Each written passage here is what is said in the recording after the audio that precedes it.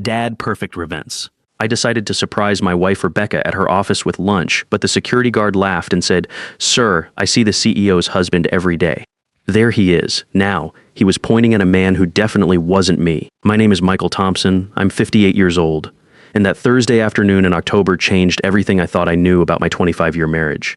I'd been running Thompson Construction Company for the past 15 years, making a decent $95,000 a year, while Rebecca climbed the corporate ladder to CEO of Meridian Marketing, pulling in $190,000. I was proud of her success, proud that I'd supported her career all these years. Turns out, I was just funding my own replacement. It started that morning when Rebecca's Apple Watch kept buzzing while she was in the shower. I was fixing a loose tile in our master bathroom, old habits from the construction business. When I glanced at the notifications, one message made my blood run cold. "Can't wait for our weekend in Napa. Love you, babe." It was from Ryan Cooper, her creative director. Rebecca had told me she was flying to Denver for a marketing conference this weekend. Said she'd be staying at some boring hotel, attending seminars all day Saturday and Sunday. I'd even offered to drive her to the airport. When she came out of the shower, I kept working on that tile, acting normal. "Have a good trip to Denver," I said, not looking up. "Don't work too hard at those seminars." She kissed my cheek, same as always. "Thanks, honey. You know how these industry conferences are boring but necessary." I watched her pack clothes that were way too nice for sitting in conference rooms. Designer dresses, expensive lingerie I hadn't seen in months, that perfume she saved for special occasions. My gut was telling me something was very wrong, but my brain kept making excuses. Maybe it was a fancy conference. Maybe she wanted to look professional. Maybe I was being paranoid. But that message kept echoing in my head. "Love you, babe." Nobody talks to a coworker like that. After Rebecca left for the airport, I did something I'd never done in 25 years of marriage. I called her company's main line and asked to speak with Ryan Cooper. "I'm sorry," the receptionist said. "Ryan's out of office until Monday. He's attending a conference in Napa Valley." Napa Valley, not Denver. I hung up and sat in my kitchen, staring at the coffee mug Rebecca had used that morning. My hands were shaking. In 25 years, Rebecca had never lied to me. We'd built our life on trust. I'd supported her through business school, celebrated every promotion, took care of the house so she could focus on her career. And she was lying to me about spending the weekend with another man. I called my buddy Leonard Wilson, a private investigator who'd done some work for my construction company when we had employee theft issues. Leonard ran a small operation out of a strip mall office, but he was thorough and discreet. More importantly, he understood the construction business and knew how to handle delicate situations. "Lenny," I said, "I need a favor, a big one." "What's going on, Mike?" "I think my wife is having an affair." There was silence. Then, "Are you sure you want to go down this road?" "Sometimes it's better not to know. This kind of investigation runs about $200 a day plus expenses. I'm already down the road, Lenny. I just need to know how far." Leonard agreed to take the case. We settled on a $5,000 retainer, which would cover surveillance, background checks, and whatever else came up. It was money I'd been saving for a new truck, but suddenly that seemed less important than knowing the truth about my marriage. By Sunday evening, I had photos. Rebecca and Ryan Cooper holding hands at some fancy winery in Napa, kissing by a fountain, getting into the same hotel room at a resort that cost $400 per night, more than I made in a day of hard construction work. They looked like they'd been together for years, not co-workers on a business trip. Leonard had done his homework. Ryan Cooper, 43 years old, divorced 2 years ago, no kids. Clean credit report, but he was living well above his salary. Leonard estimated Ryan was making maybe $85,000 as a creative director, but his lifestyle suggested someone pulling in twice that. His BMW lease alone was $650 a month. When Rebecca came home Sunday night, she kissed me and complained about how boring the Denver conference had been. She even showed me a conference program she'd somehow gotten her hands on, with sessions circled in pen.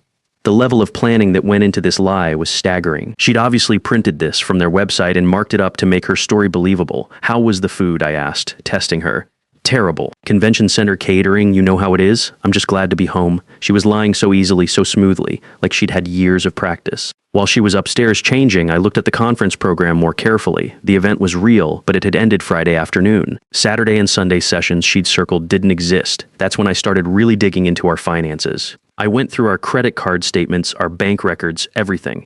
Rebecca had been using our joint accounts to fund this affair for months. I found dinner charges at restaurants I'd never heard of, $180 at Chez Laurent, $220 at the Brass Monkey. Places way fancier than anywhere we'd eaten together in years. Hotel charges in cities where she'd claimed to be in boring business meetings. A jewelry purchase for $1,200 from Tiffany that I'd never seen her wear. The numbers started adding up. In the past 6 months alone, Rebecca had spent over $8,000 of our joint money on expenses I couldn't account for. Money we'd saved together. Money I'd earned swinging a hammer and managing job sites, thinking I was building our future together. But the worst discovery came when I found the key. Rebecca had left her purse on the kitchen counter Tuesday morning, and while she was upstairs changing, something fell out when I accidentally bumped it. A key with a Harbor View Apartments keychain. We owned our house free and clear, paid off 3 years ago with money from a big commercial roofing contract. There was no reason for either of us to have an apartment key. Harbor View was a luxury complex across town, the kind of place where successful professionals lived when they wanted something upscale but discreet. Monthly rent started at $2,800 for a one-bedroom.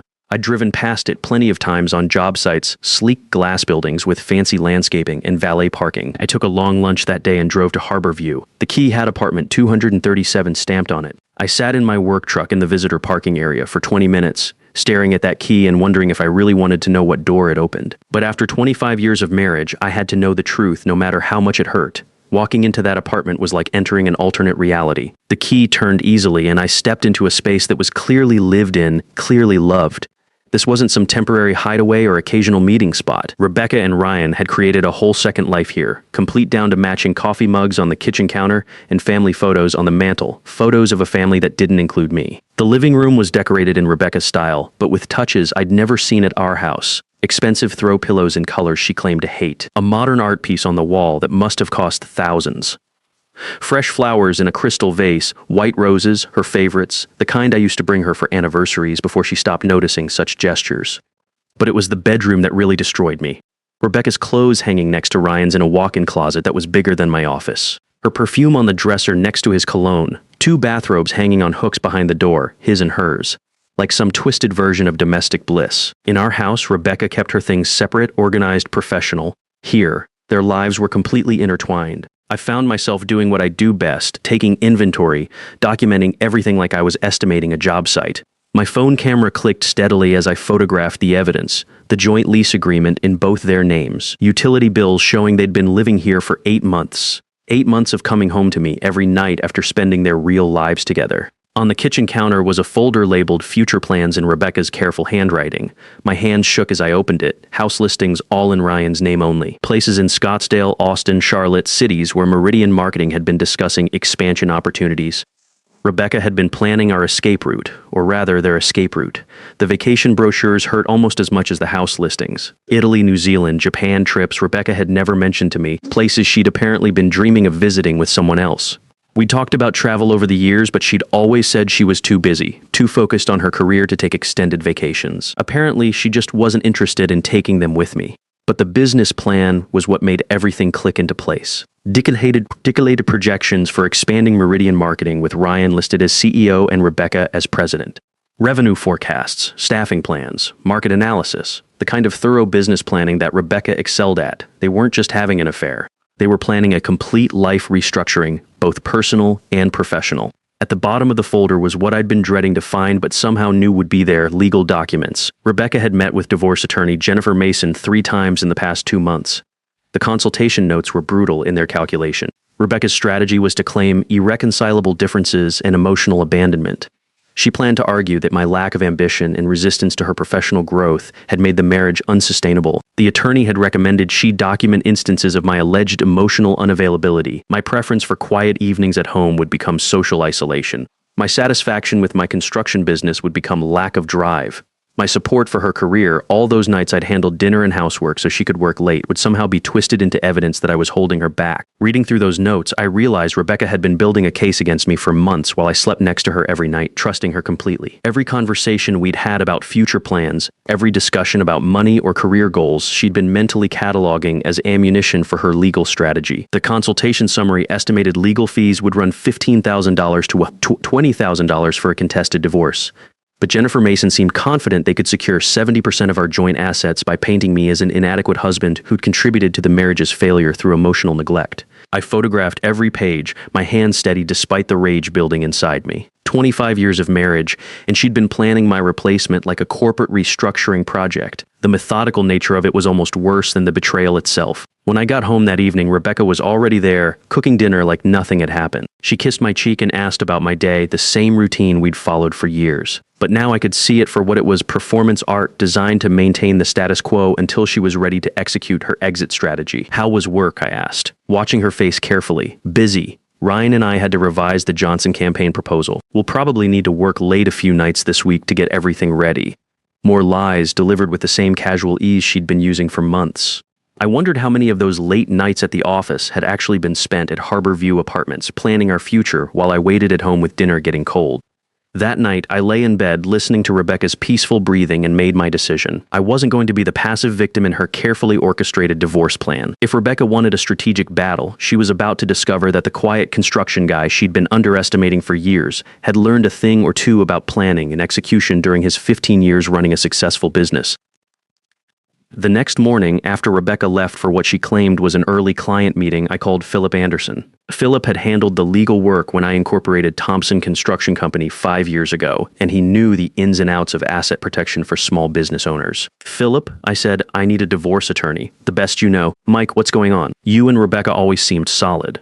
I spent the next hour telling him everything: the affair, the apartment, the legal strategy I'd discovered. Philip listened without interrupting, taking notes in his careful attorney handwriting. "Mike," he said when I finished, "this is one of the most calculated divorce setups I've seen in 20 years of practice. But the fact that you found out before she filed changes everything. We can get ahead of this." Philip referred me to his partner, Sandra Martinez, who specialized in high-asset divorce cases involving business owners. Sandra's initial consultation fee was $500, but she explained that we were looking at total legal costs between $12,000 and $18,000 if Rebecca decided to fight. The meeting with Sandra Martinez was a wake-up call. She spread my photos and documents across her mahogany conference table like a general planning a battlefield strategy. Sandra was in her 50s, sharp-eyed, with the kind of confidence that comes from winning battles other lawyers lose. "Michael, your wife has been very thorough," she said, reviewing Rebecca's legal consultation notes. "But she made one critical mistake. She documented her strategy before executing it. We can use this against her." Sandra explained that Rebecca's plan to claim emotional abandonment would backfire spectacularly when faced with evidence of her own abandonment, abandoning our marriage for a secret life she'd been funding with our joint assets. More importantly, Rebecca's use of marital funds to support her affair constituted financial misconduct that would influence any judge's asset division decision. "Here's what we're going to do," Sandra continued. "We file first before she knows we're coming. We include everything: the affair, the financial deception, the secret apartment. But we also need to think strategically about timing." That's when I mentioned something that had been nagging at me since I'd found their business plan. Rebecca and Ryan had been restructuring Meridian Marketing without proper board approval. As CEO, Rebecca had fiduciary duties to the company's shareholders, and her romantic relationship with Ryan represented a massive undisclosed conflict of interest. Sandra leaned forward. "Tell me more about the corporate structure."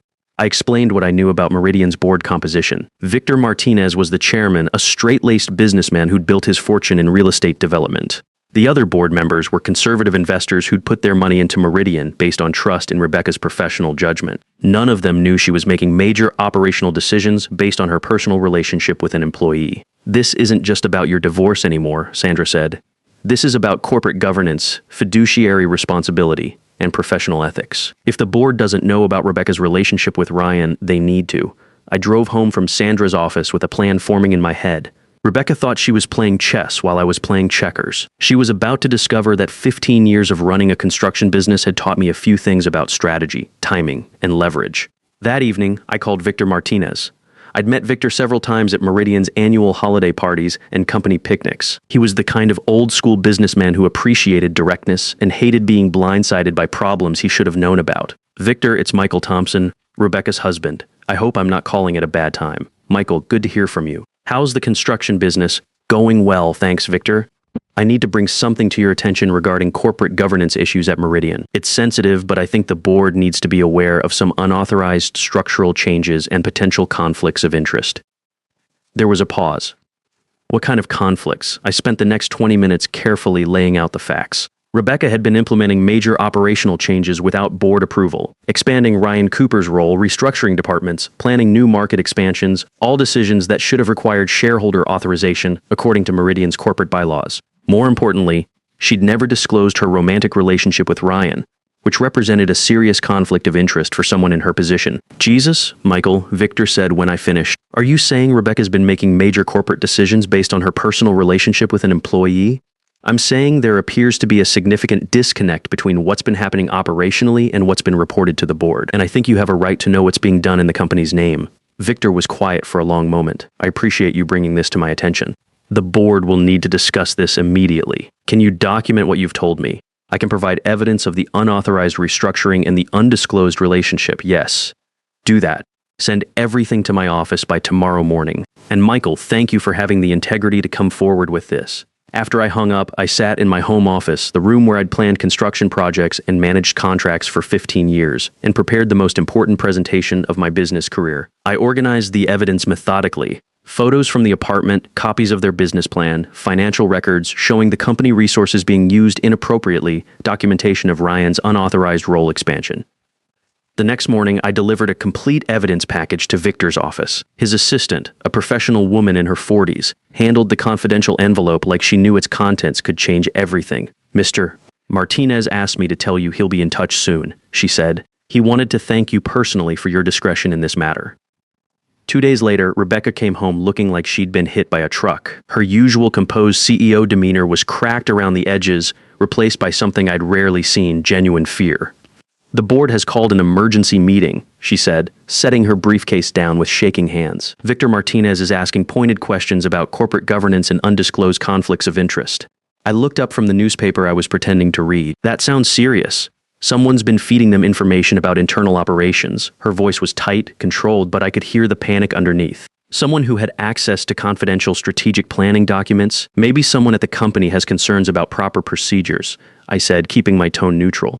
Rebecca stared at me for a long moment. I could see her trying to process whether I knew anything, whether I could be responsible for her professional crisis. But the quiet, supportive husband who'd never challenged her decisions in 25 years was apparently beyond suspicion. They're bringing in an outside consultant to review all operational changes from the past year, she continued. Every promotion, every role modification, every strategic decision. And they want documentation of the decision-making process for each change. I folded my newspaper calmly. I'm sure everything will work out fine. You've always been thorough about following corporate procedures.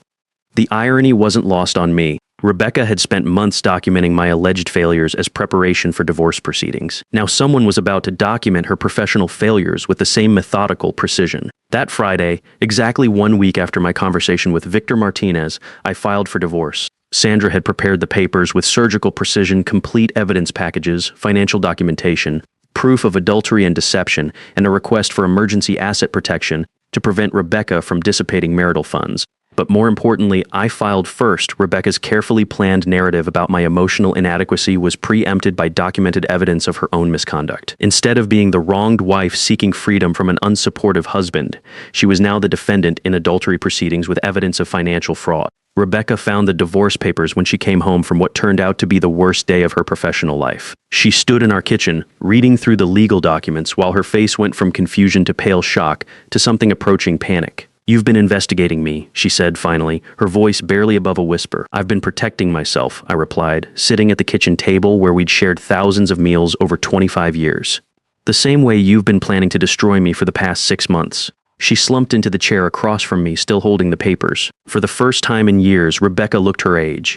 The polished CEO facade had cracked completely, revealing someone who suddenly understood that her carefully orchestrated plan had imploded. The board meeting today, she said slowly, that was you, Rebecca. You created every problem that board is now investigating.